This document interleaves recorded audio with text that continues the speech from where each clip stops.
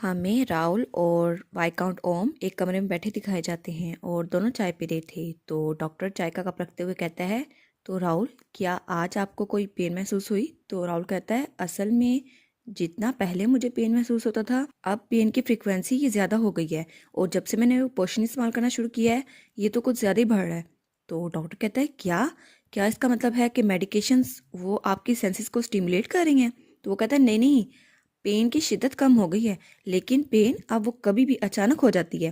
पहले तो सिर्फ रात को होती थी, लेकिन अब दिन के वक्त भी कभी भी आ जाती है। लेकिन वो इतना ज़्यादा तकलीफदा नहीं होता, और इसलिए आपको फिक्र करने की ज़रूरत नहीं है। तो डॉक्टर कहता है, क्या आपको तकलीफ नहीं होती? तो वो कहता है, हाँ, उसकी शिद्दत में कमी हो गई है। तो डॉक्टर उसे नोट करते हुए कहता है, अच्छा, तो इसका मतलब है इंटेंसिटी इंक्रीज हो गई है और उसकी फ्रीक्वेंसी वो कम हो गई है, और वो वहाँ पर नोट कर लेता है। तो वो कहता है, तो इसका मतलब है क्या ये काम कर रहा है या फिर नहीं? और वो सोचता है, लेकिन अगर इसकी हालत कुछ ज़्यादा ही बुरी हो गई तो क्या होगा? तो डॉक्टर वहाँ पर अपनी फाइल रखते हुए कहता है, ठीक है, अब हमारे पास कंसीडर करने के लिए सिर्फ दो ऑप्शंस हैं, और उन दोनों में से आप कोई भी चूज़ कर सकते हैं।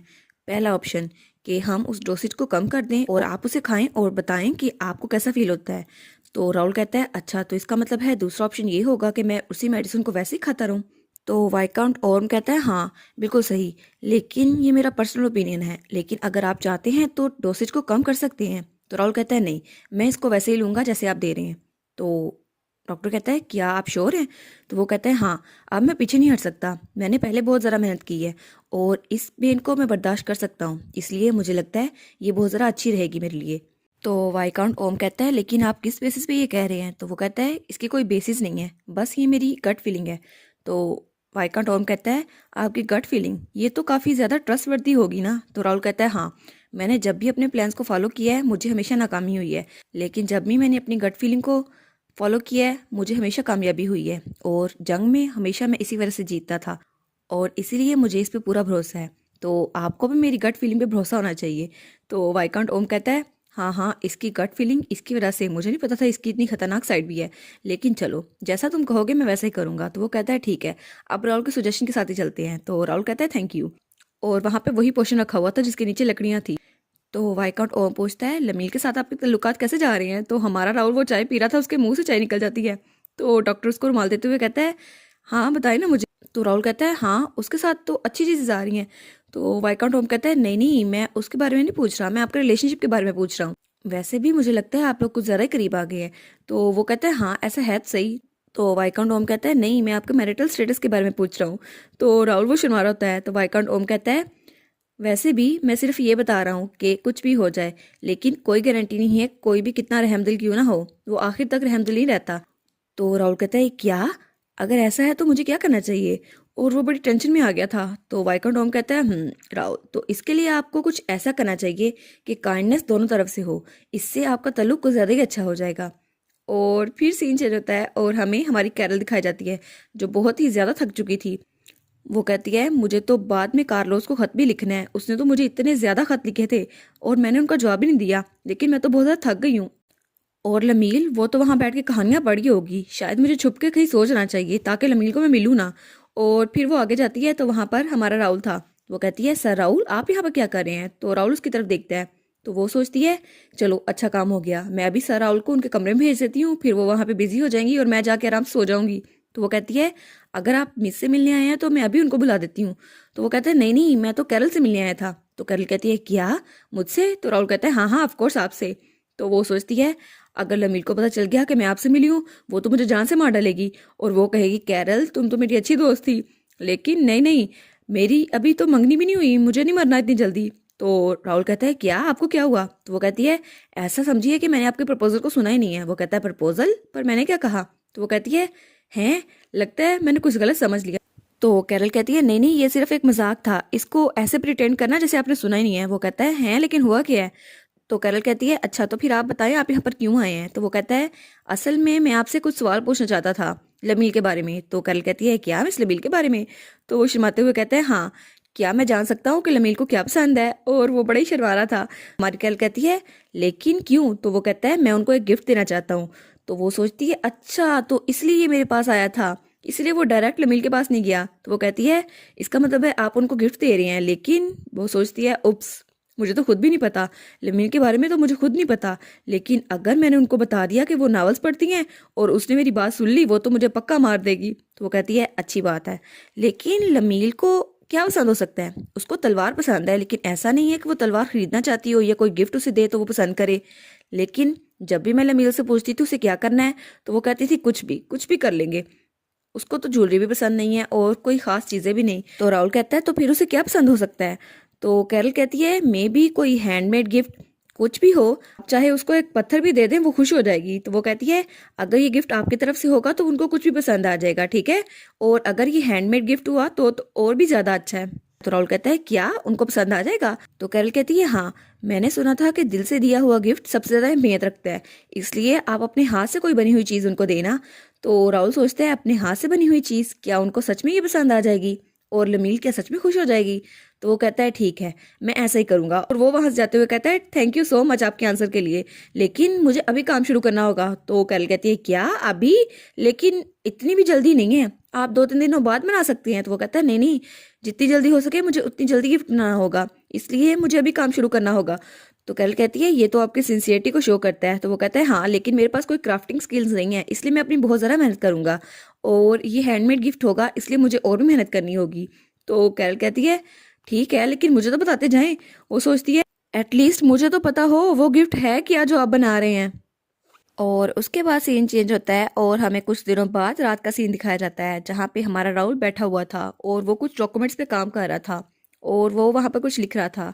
और फिर वो उस पेन को वहाँ रख देता है और कहता है चलो आज का काम तो ख़त्म हुआ। और वो सोचता है कोई भी मेरे इर्द गिर्द नहीं है, तो जब खामोशी होती है ये काम कितनी आसानी से हो जाता है।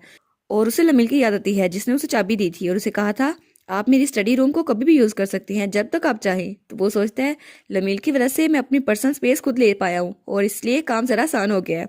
और वो उस चाबी को देखता है और फिर वो दराज को खोलता है, और जब दराज को खोलता है तो उसमें बहुत सारे रुमाल पड़े हुए थे जिसमें लमील के नाम के इनिशियल्स लिखे थे, और उसमें बहुत ज़्यादा रुमाल थे और एक के साथ तो सुई भी थी। और उसे याद आता है जब कैरल ने उसे कहा था कि आपको कोई हैंडमेड गिफ्ट देना चाहिए। तो वो कहता है ये गिफ्ट तो बहुत ज़्यादा अच्छा रहेगा उसके लिए, लेकिन मुझे इसके लिए बहुत ज़्यादा मेहनत करनी होगी। और फिर वो सुई निकालता है और उसके ऊपर दोबारा से क्राफ्टिंग शुरू कर देता है।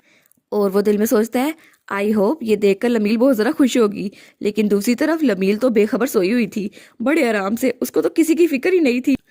और उसके बाद सीन चेंज होता है और हमें सिबरी और उसके साथी दिखाए जाते हैं जो पहाड़ चढ़ रहे थे। और उसके सिपाही कहते हैं आज तीसरा दिन है हमें उन्हें ढूंढते हुए, लेकिन कुछ भी नहीं मिला।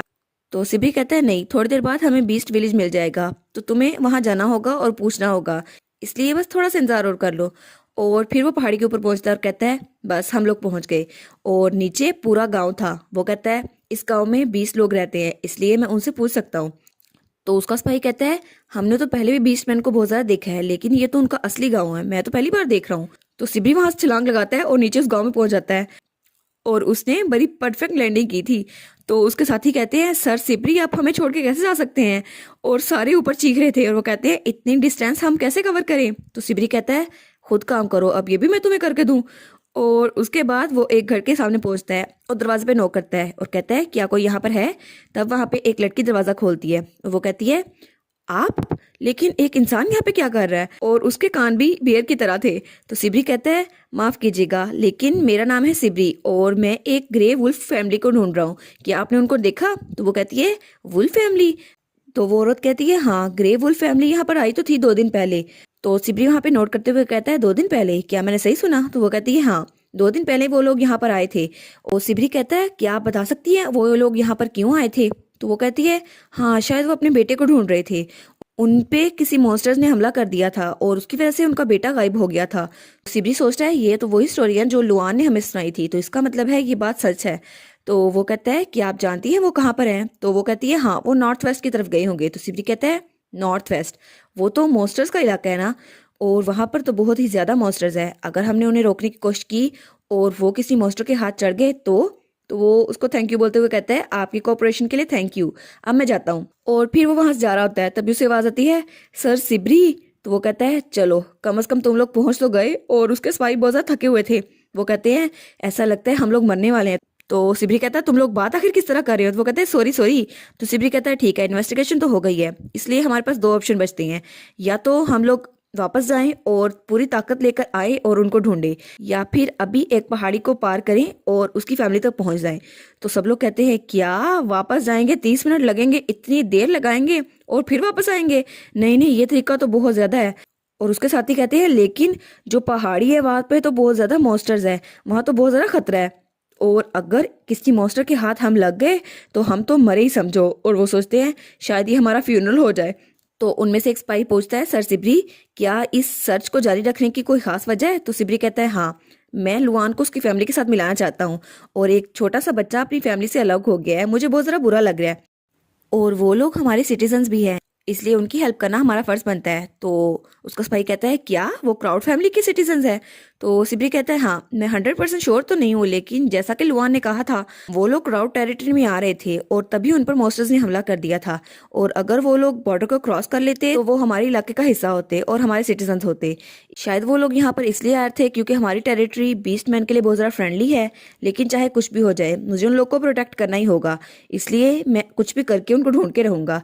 तो अगर तुम लोग मेरे साथ जाना चाहते हो तो अपना हाथ खड़ा करो, और तुम लोग वोट करो अगर तुम लोग लुआन के पेरेंट्स को ढूंढना चाहते हो जल्दी से जल्दी। तो सब लोग कहते हैं ठीक है, आप क्या कह रहे हैं, हमें अभी माउंटेन्स की तरफ जाना होगा और उसकी फैमिली को ढूंढ के रहेंगे।